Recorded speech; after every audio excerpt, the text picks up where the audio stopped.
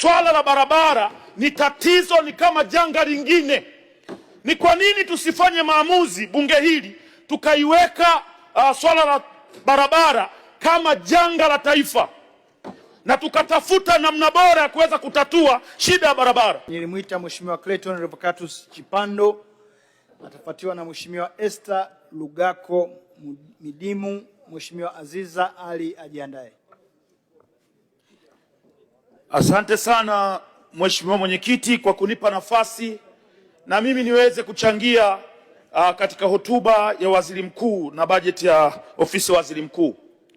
Mheshimiwa Mwenyekiti, kwanza kabisa naipongeza serikali ya awamu ya 6 ya Dr. Samia Suluhu Hassan. Moja, kwa kutupa nafasi vijana. Nimeona Dr. Samia Suluhu Hassan amemaliza lawama kuhusiana na vijana katika bunge hili. Asilimia kubwa ni vijana.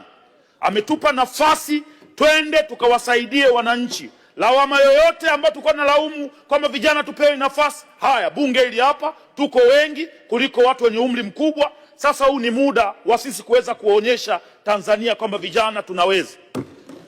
Ukiangalia idadi kubwa ya mawaziri wamepewa vijana. Mama amemaliza kwenye hilo. Ni muda wetu wa kufanya kazi. Sasa nimeangalia asilimia 97 ya wabunge wote ambao wameongea katika bunge hili la Jamhuri ya Muungano wa Tanzania kuchangia bajeti ya Waziri Mkuu, ya ofisi ya Waziri Mkuu, wameongelea barabara. Asilimia 97. Tafsiri yake ni kwamba swala la barabara ni tatizo, ni kama janga lingine.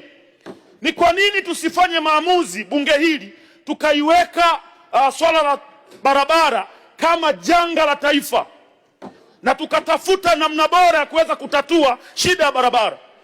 Mheshimiwa Mwenyekiti, ukimpelekea mkulima mbolea shambani alafu usipompa barabara ya kufikisha hayo mazao ambayo anayatoa shambani kuyaleta mjini, ni sawasawa na kazi bure.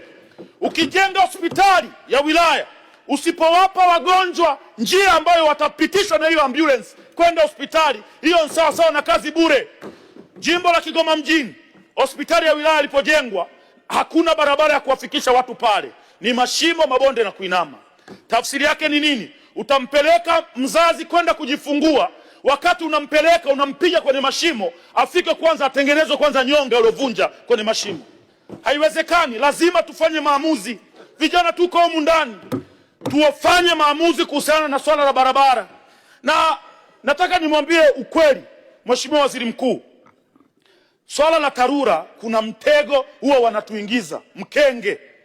Ukisikia wataalamu wanakushauri upeleke barabara ya vumbi kwenye jimbo lako, tafsiri yake ni kwamba wamejitengenezea kitengo cha kuwa wanakutana na mkandarasi kila mwaka kuchukua 10%, kwa sababu utatengeneza barabara ya vumbi mwaka huu kwa milioni 400. Ikifika mwezi wa 12 mvua zikinyesha zinazoa milioni 400 yote zinaipeleka ziwani au kwenye mto. Mwaka kesho mnatenga tena milioni 400 kwa ajili ya kujenga barabara ile ile. Wale watu wa TARURA wanakutana na mkandarasi kila mara achukua 10%, maisha yanaendelea. Ni muda wa kufikiria kujenga barabara za lami na tuachane na barabara za vumbi.